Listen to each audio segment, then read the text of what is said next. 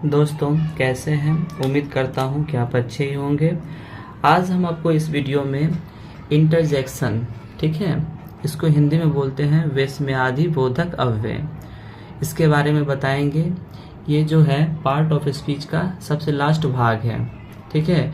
तो इसका जो पिछला वीडियो था, बहुत सारे वीडियो, उसमें हम शुरू से पार्ट ऑफ स्पीच के 7 भाग को बता दिए थे और अब हम इस वीडियो में इसका 8वां भाग इंटरजेक्शन को बताने जा रहे हैं, ठीक है।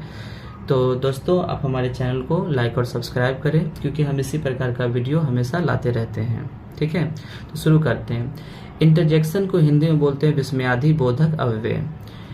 वह शब्द जिससे एकाएक खुशी, एकाएक गम, दुख, पीड़ा, कष्ट इत्यादि का अनुभव हो उसे इंटरजेक्शन कहते हैं।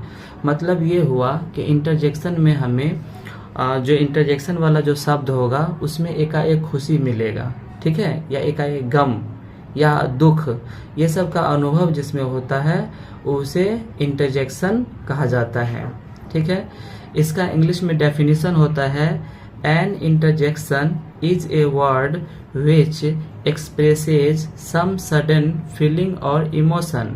An का मतलब होता है एक, इंटरजेक्शन मतलब होता है विस्मयादि बोधक अव्यय, इज का मतलब होता है ए का मतलब होता है एक, वर्ड का मतलब होता है शब्द, विच का मतलब होता है जो, एक्सप्रेस का मतलब होता है बताना, ठीक है, बताता है, सम मतलब होता है कुछ, सडन मतलब होता है अचानक, ठीक है, फीलिंग अनुभव, और इमोशन मतलब इंटरजेक्शन एक ऐसा शब्द है जो हमें बताता है एकाएक खुशी हुआ या एकाएक गम मिला या कुछ हमें अचानक अनुभव होता है, वो इंटरजेक्शन कहलाता है।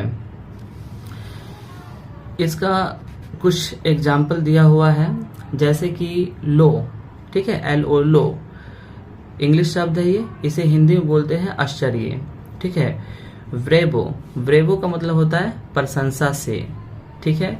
उसके बाद है हस, ये भी इंग्लिश शब्द है, इसका मतलब होता है चुप। ए का होता है हर्ष से, ठीक है। इसका कुछ एग्जाम्पल है, जैसे कि alas my mother is dead, ठीक है, अलास मेरी जो माँ है वो मर गई, ठीक है। अब क्या होता है, यहाँ पे जो मेरा अलास जो है इससे हमको क्या हुआ, एकाएक हमको गम का अनुभव हुआ, तो ये जो मेरा अलास जो है ये मेरा इंटरजेक्शन शब्द है, ठीक है। उसके बाद ओहो यू हैव कम, ओहो आप आ गए, ठीक है। यहाँ पे जो ओह है हमको अचानक अनुभव हो रहा है आने का, ठीक है। तो ये जो है ओह जो है ये इंटरजेक्शन शब्द है। ब्रेवो वेल प्लेड, शाबाश बहुत अच्छा खेले। अब यहाँ पे जो ब्रेवो है ये मेरा इंटरजेक्शन शब्द है, ठीक है। आगे बढ़ते हैं। इसका इंग्लिश में इसका डेफिनेशन होता है, direction, what part of speech is each of words in these sentences. अब कुछ ऐसे जो हैं उसको शॉर्टकट में लिखा जाता है, जैसे यहाँ पे नॉन, तो नॉन को हम एन से सूचित करते हैं, वर्ब इसको वी से, एडवर्ब को एडीवी से, और कंजंक्शन को CON से, CONJ से, इंटरजेक्शन को INTER से, आर्टिकल्स को ARTI से, प्रोनाउन को PRO से, और एडजेक्टिव को ADJ से, और प्रीपोजिशन को PRP से सूचित करते हैं, ठीक है। तो इसमें कुछ इसका सेंटेंस है जिसमें हम चुनेंगे, ठीक है, कौन मेरा नॉन है, कौन एडजेक्टिव है, कौन क्या है, ठीक है।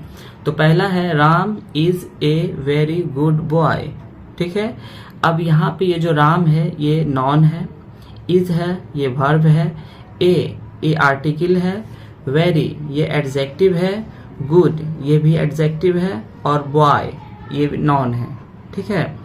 इसका जो दूसरा है, Sita and Gita are going to Delhi, Sita noun है, एंड ये कंजंक्शन है, गीता भी नॉन है, आर ये वर्ब है, गोइंग ये भी वर्ब है, टू ये प्रीपोजिशन है, और दिल्ली ये नॉन है, ठीक है। तो दोस्तों ये इंड हुआ, ठीक है। इसको एक बार और समझा देते हैं, ठीक है। तो इंटरजेक्शन, ठीक है, इंटरजेक्शन का मतलब होता है विस्मयादि बोधक अव्यय।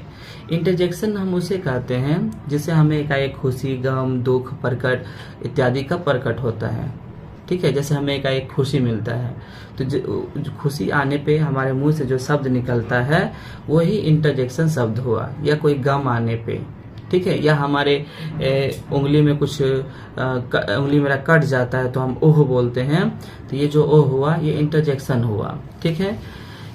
यहाँ पे कुछ सेंटेंस दिया हुआ है, जैसे कि लिखा हुआ है alas my mother is dead, तो अलास क्या है, ये मेरा कंजंक्शन है। ओह यू हैव कम, यहाँ पे जो ओह है ये कंजंक्शन है। ब्रेवो, वेल प्लेड, यहाँ पे जो ब्रेवो है वो क्या है, कंजंक्शन है। अब कुछ डायरेक्शन, डायरेक्शन मतलब होता है दिशा निर्देश। What part of speech is each of the words in these sentences. अब यहाँ पे कुछ डायरेक्शन दिया गया है, जैसे कि नॉन, नॉन के लिए एन से सूचित किया जाता है, वर्ब के लिए भी से, एडवर्ब के लिए एडीवी से, कंजंक्शन के लिए CONJ से, इंटरजेक्शन के लिए INTER से, आर्टिकल के लिए ARTI से, प्रोनाउन के लिए PRO से, एडजेक्टिव के लिए ADG से और प्रीपोजिशन के लिए PREP से। तो इससे चुनते हैं। आप भी कुछ ट्रांसलेशन लिख लेंगे और उसको इसी प्रकार से आप चुनेंगे, ठीक है।